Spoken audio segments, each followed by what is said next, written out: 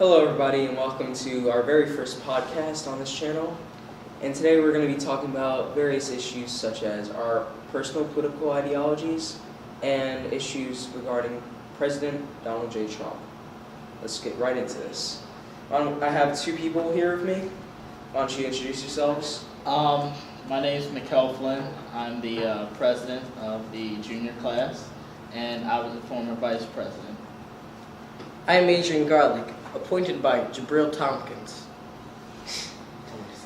I'm Dante Taricki, and I'm just a normal guy here. So, before we get started, I just want to share my political views, just so you have an idea. Right now, I'm a centrist, but I prefer to be called an independent because I don't associate with any political party, and I don't lean in any way at all. Me? I'm pretty authoritarian. I like strong government.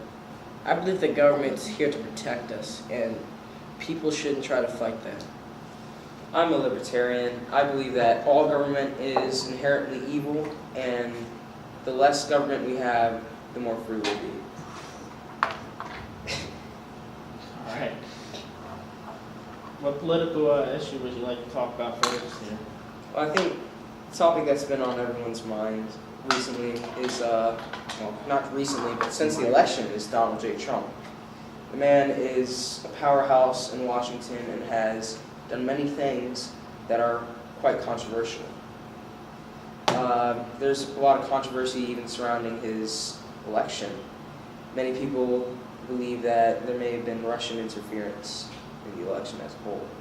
I think a lot of personal things and things that he's done outside of office and have said have really overshadowed his accomplishments during his presidency, in my opinion, and mainly by the media, pretty much.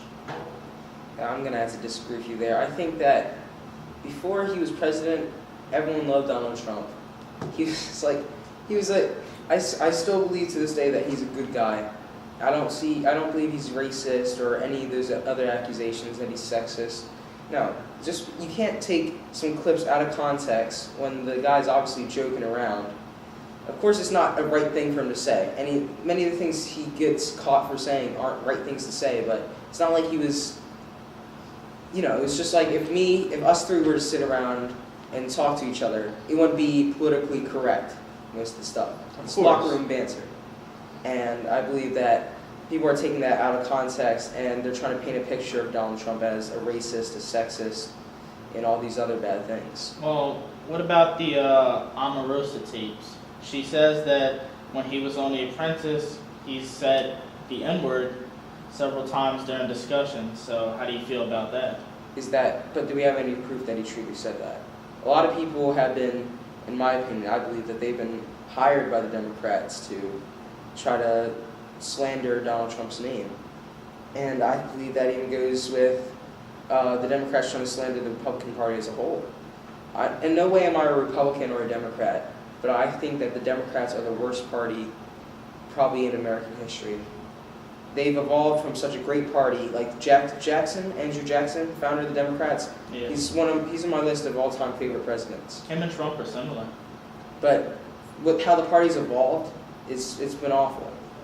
And they went from being the party of slavery to being the party of slavery and corruption. They try to take you, and that's another interesting thing, the Democratic plantation, as it's called, where they take the poor and many minorities, and these people are on welfare. And when it comes election time, who are they going to vote for? The party that promises them more welfare. These people are stuck in a cycle, and they're not able to make their own thoughts. But go ahead, AJ. We haven't heard you. My opinion on Trump is that people say that he's just picking off of an economy that Obama built up, but he's also enacted many, he has proposed many things and done many things for the economy to help it, creating new jobs. The only bad thing he's done with the economy is tariffs. And socially, he has not delivered a promise yet. And some like I'm not gonna say I'm indifferent about him, but I wish he could do better things because he's. Well, I mean, those jobs that he enacted, I mean, of course they're not going to have this much of a jump in just 2 years, probably less since he's actually started writing out, these laws and these moves that he's made. That's why I think that most of it, a good amount of it that's happened, came from Obama's economy because you inherit the previous president's economy, Well, actually, I'm going to disagree with you. I believe that, in a way, you are true. You are correct. That Obama did do some things that did, towards the end of his presidency, benefit the economy. But I believe that the large majority of this economic growth we're seeing is coming from Donald Trump. And going back to the tariffs, I'm in no way a big fan of tariffs. I'm a free market guy. But those tariffs have worked. We've noticed that they have been successful and they have helped increase our economy even more. I'm not saying that they're right, but they have worked. And I don't believe in tariffs, but they have been successful. And that's one thing I don't agree with Trump, is some of his economic policy when it comes to tariffs. But they have been successful. What I want to know is, do you think that what he's doing will have a long-term effect on our economy? So what he's doing now, will that affect, in a good way, the next president or his next term and even further past that? Well, I mean, I believe that the trade deals that we're in are pretty unfair and that they've only been hurting our country while benefiting others. I am a libertarian, but I am very nationalist. And I believe that before we start benefiting any other country, we need to focus on our own. We need to benefit ourselves before others. And I believe that many of the trade deals we're in affect us negatively, while Such as which ones? the NAFTA trade deal. Okay. That's not helping us. That's only helping countries around us instead of us. He got out of it.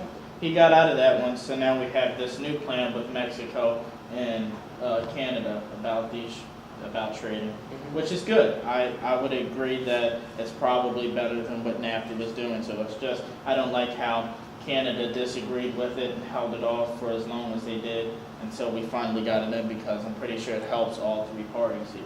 Canada's prime minister is a joke. You think so? Should have. So, talking about Trump and foreign affairs and all that, how do you feel about the recognition of Jerusalem being the capital of Israel? I'm 100% agree with that. I'm pro-Israel, and I'm very hard on that stance. Do you think we should give them about $3 billion a year? I mean, compared to what Obama gave Iran, that's nothing. So we should be giving money into basically a black hole, doesn't it? It's not a black hole. They train our intelligence agencies. The Israel has some of the best special forces in the world, and that's because everyone in the Middle East is their enemy. They have the best counterterrorism in the world, money. and they're training our soldiers. And we know that we spend so much on military, and this is obviously a benefit from that. We are, instead of outsourcing to other countries or stuff like that, we're benefiting these people who are also in turn benefiting us. And I believe that it is important to protect Israel, as they are some of our only ideological allies out there. When you look at the other countries near them, yeah, we may be allies with the Sauds, but that we have no ideological similarities. They're a ruthless country, a dictatorship, but the only reason we support them is because they have oil. Israel, on the other hand, has similar ideologies to us, and that's why I think it's so important that we protect them, because they are they are a light in darkness. So, with Israel, Israel's more westernized than its Middle Eastern neighbors. Of course, it has so much influence from Europe and America, but we don't really need to be in the Middle East that much. So, I would very much agree with what you're saying.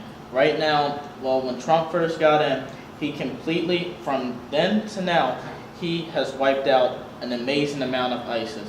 We have no reason to be in the Middle East, and if people say oil, I think that's ridiculous. We should have been out several years ago. We shouldn't have stayed in as long as we have. I agree with you on that. I don't think that we should be fighting wars in the Middle East to take down these dictators, but I believe that we need to protect one of our few allies that we have out there.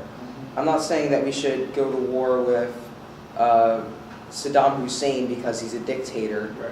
or some foolishness like that, or because he's tied to the terrorist attacks when really he really wasn't that much, as compared to the Saudis, who are our great allies. But I believe that it's important that we protect Israel because they are a stronghold of Western values in the Middle East, and we want those Western values to spread. That's the only place we should be stationed at.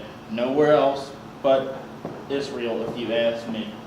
But is it really America's job to be, being policing other nations and trying to spread everywhere?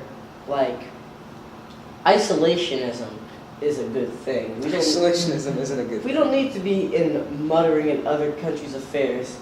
The Middle East can stay the Middle East. They can live there. They can live in their culture, and Europe can live in their culture. But I know what's happening. In you Europe. believe in a strong, powerful state, right? Yeah. But if you look at the comparison of America in the 1910s and the 1900s, 1800s, late 1800s, when America was in its isolationist period, since then we've grown as a nation through policing the world. And I'm not calling for policing the world. I think we should mostly focus on ourselves and our few allies.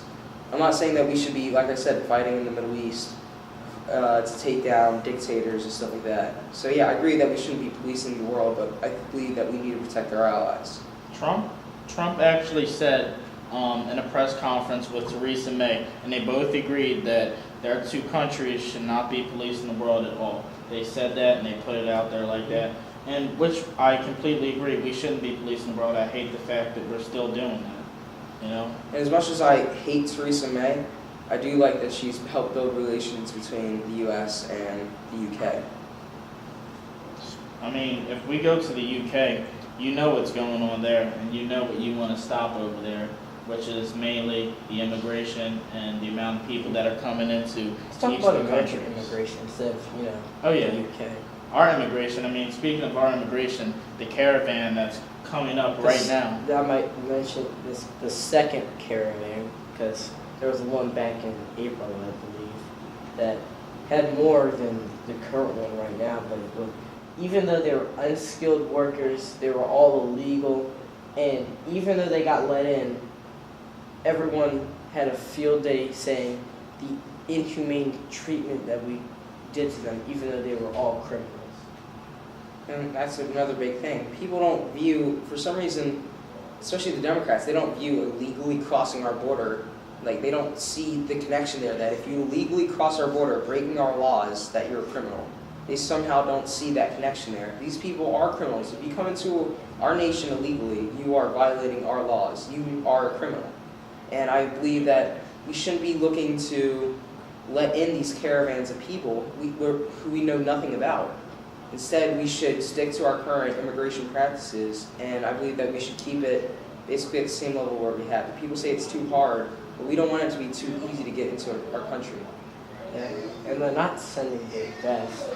Like, if you listen to the interviews that people are doing with people in the Caravan, there's like single mothers with 2 kids and no father coming in that IQ's lower than 70. It's just not good. Well, just to clarify on the criminal, that we're not saying that they're criminals naturally. We're saying once they cross that border, then they become a criminal. So Once they cross illegally. once they cross illegally, Or yes. once they conspire to invade the U.S., I think that makes you a criminal. Sorry, I think our motion lights went off there. Well, when we're talking about the Caravan, my views are, listen, I don't think that we should go out and do some things that shouldn't be done to these people, okay? I believe that no citizen of the U.S. should handle that issue, okay? I think that should be nobody else but ICE and any other police force. And I'm not saying shoot them. I'm just saying restrain these people. These people should just be restrained. If they're warned that if they cross the border, they will be shot, and then they cross the border and get shot, do we fault the government or fault the people? There's other ways to handle issues instead of bloodshed. And we do not want that on Trump's hands because that's not Yeah, a we good don't look for wanna- us. we don't That's wanna- not a good look for him. We don't want to waste ammo on people. Oh my god. What? You don't want to waste ammo on No, people? we don't want to kill a lot. We don't want to take people's lives. So there's no point of shooting them if they just follow orders. Follow orders. Wow. This caravan isn't following orders here, people. Yeah, Alright? and if they don't and they get hurt, that's their own fault. We already started throwing tear gas at them down, or somebody else's police force threw tear gas while they were making their way up. Okay, let's look at those methods. Let's try that first, and then once they're over, or if they try to break down that wall in any type of way, then you move on to other action. I think we need to fault Mexico for this, because Mexico needs to do a better job of strengthening its southern border, because this has been a problem for years, where people coming in from Honduras, Guatemala, any of those Central American countries coming up through Mexico and into the U.S. That's a problem that needs to be addressed. We can't allow them to not defend their borders, because that's only hurting us. These people aren't coming. These people aren't trying to go to Mexico, and Mexico knows that. That's why they don't have such a strong southern border, because they know everyone's main goal in those poor countries is to get to our country. Yeah. But I just have a question to ask you, since we're talking about immigration. So before the election, you said that the wall isn't the best idea because there's other ways that people come in, speaking as airplanes. Do you still think that a wall shouldn't be built? I believe that a wall is not very cost effective for what will be done, especially when statistics show that 70% of illegal immigrants come here by plane. They come here by plane, and most illegal immigrants don't cross the border legally. They come in legally, and they just overstay their visa. That's a common problem, and I think that's the main thing that needs to be addressed. We have to have some better form of stopping people from just doing that. That's true. I would probably agree on that. But then again, if we're having our president threaten to shut down the government because he can't get a wall, then there's a problem. He wants to go out and spend billions of dollars on this wall, and if he doesn't get his way, he threatens to shut down the government. You just don't go out and do that. Well, I mean, the wall's not that expensive compared to what other things previous presidents have done. You know, the plan for the wall is just extension of the fences that are already there. Have You already- like a giant we're not But they're building reconstructing those fences that are being added on. They're bigger and taller than the original fences and stronger. Of Yeah, course. but not like. But I think because how you're saying it, I'm imagining something else. But It it's just, sounds like you're implying it's like the Great Wall of China. When No, in God, reality, it would just be God. a series of fences Yep. and stuff. And that's kind of what we already have. He just wants to update our infrastructure on the southern border.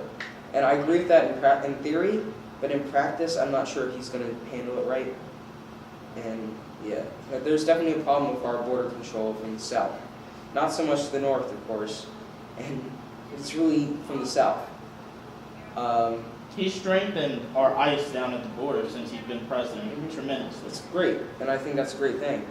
I believe if you want to come to the U.S., you've got to do it the fair and legal way. If you're crossing our border illegally, like, and then you want us to, well, the Democrats love you, but you want us to love you and welcome you here to the U.S., no, you're a criminal. That's true. That's the bottom line. All right. So let's get to a different topic here. How do you feel about social services? Social security and welfare. Yeah. Yes, all that. I don't really agree with them. I think if we were to have them, we should keep them at the very bare minimum. I believe I've seen firsthand people try to live off welfare for their whole lives and not trying to improve their situation, knowing that they get a check from the government every week. And people do that all the time. Like, especially, I have a lot of family that comes from poorer parts of the U.S. A lot of them came from high-density urban areas in Brooklyn, for example. And I've seen firsthand people who have abused our system to benefit themselves. And it goes, at what point do we have to basically shut down these services because people are abusing them? And we're losing millions and millions every year. Maybe there should be a time for the services, the amount of time that you can use them. That's what I think. I think they should give you a certain amount of time, let's say theoretically 3 years, they'll give you welfare for 3 years, and then past then, if you haven't managed to secure yourself a job or a source of income that will keep you afloat, then obviously you're not worth the money. We have better things to spend the money on here in our government, but then again, there's some people who don't do much in life, and those are the people that mainly use it, the people that aren't very successful. But then again, there's actually some very poor people out there that need it. Exactly. You know? I think that's the main issue. That's why I wouldn't completely abolish welfare. I would just try to limit it in the ways that it would be much harder for someone to abuse it. How do you feel about it? I feel as though that social security and pensions and that, like, I believe in that to an extent. Like, you should be able to have a choice on it. I don't think it should be forced upon people. But with welfare and like SNAP and food stamps like that, I don't support that at all. I think people need to be independent from their federal government. You know what I have a problem with? Because you mentioned pensions, okay? There are a lot of people here in New Jersey that have not got pensions in the last few years. And that's what frustrates me. Because these people work all their lives at jobs, and then you can't get your pension. I'd be furious if I couldn't get my pension after all the years. You know our governor's in Germany right now. Yes. Why is he there? I don't know. New Jersey governors are just like a series of jokes. This governor was supposed to legalize marijuana. I'm still waiting for that. Oh my gosh. People in my family won't shut up about it.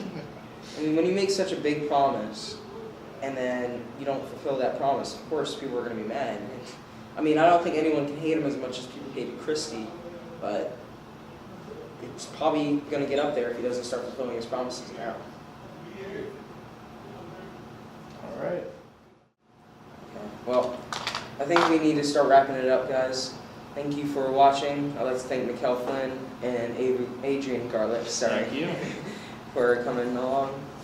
And thank you. Good night. Good night.